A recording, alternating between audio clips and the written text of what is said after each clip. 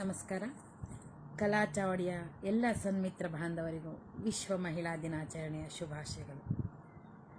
ಕಲಾ ಚಾವಡಿಯ ಮೊದಲ ಪ್ರಾರಂಭ ದಿನಗಳಿಂದಲೂ ನಮ್ಮೊಂದಿಗೆ ಭಾಗವಹಿಸಿ ಎಲ್ಲರನ್ನು ಪ್ರೋತ್ಸಾಹಿಸಿದಂತಹ ಶ್ರೀಮತಿ ಚೈತನ್ಯ ಅವರನ್ನು ಸಂದರ್ಶನ ಕಾರ್ಯಕ್ರಮಕ್ಕೆ ಬರಮಾಡಿಕೊಳ್ಳೋಣ.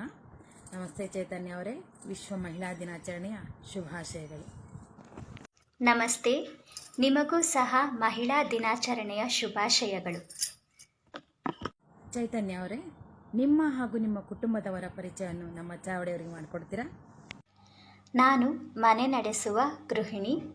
ನನ್ನ ಯಜಮಾನ್ರ ಹೆಸರು ಮುನಿರಾಜು. ಅವರೊಂದು ಪ್ರೈವೇಟ್ ಕಂಪನಿಲಿ ಕೆಲಸ ಮಾಡ್ತಿದ್ದಾರೆ.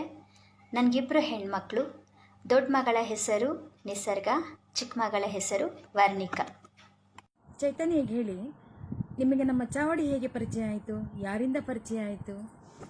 ಈ ಸುಂದರವಾದ ಕಲಾ ಚಾವಡಿಯನ್ನು ನನಗೆ ಪರಿಚಯಿಸಿದವರು ಶ್ರೀನಿವಾಸ್ ನಾಯಕ್ ಅವರು. ಅವರಿಗೆ ನನ್ನ ತುಂಬು ಹೃದಯದ ಧನ್ಯವಾದಗಳು. ಚೈತನ್ಯ, ನೀವು ಪ್ರತಿದಿನವೂ ಪ್ರತಿಯೊಂದು ಹಾಡನ್ನು ತುಂಬ ಚೆನ್ನಾಗಿ ಹೇಳ್ತಾ ಇದ್ದೀರಾ.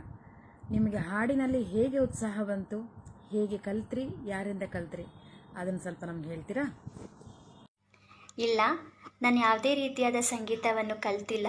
ಆದರೆ ಸಂಗೀತ ಅಂದರೆ ತುಂಬ ಅಭಿಮಾನ ಇದೆ, ತುಂಬ ಗೌರವ ಇದೆ, ತುಂಬ ಇಷ್ಟ. ನನಗೆ ಹಾಡೋದಂದರೆ ತುಂಬ ಇಷ್ಟ. ಅದರಿಂದ ಬಹಳ ಸಂತೋಷ ಆಗುತ್ತೆ, ಖುಷಿ ಕೊಡುತ್ತೆ ನನಗೆ. ಚೈತನ್ಯ, ನೀವು ತುಂಬ ಚೆನ್ನಾಗಿ ಹಾಡ್ತೀರಾ, ತುಂಬ ಚೆನ್ನಾಗಿ ಬರೀತೀರಾ. ಇದಲ್ಲದೆ ಬೇರೆ ಹವ್ಯಾಸಗಳೇನಾದರೂ ಇದೆಯಾ?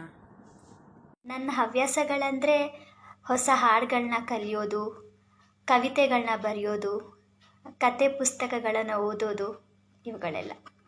ಚೈತನ್ಯ ಅವರೇ, ಕಲಾ ಚಾವಡಿಯ ಬಗ್ಗೆ ಎರಡು ಮಾತುಗಳನ್ನ ಹೇಳ್ತೀರಾ? ಹೇಗೆ ಅನ್ನಿಸ್ತಾ ಇದೆ? ಹೇಗೆ ನಡೀತಾ ಇದೆ? ದಯವಿಟ್ಟು ತಿಳಿಸ್ತೀರಾ?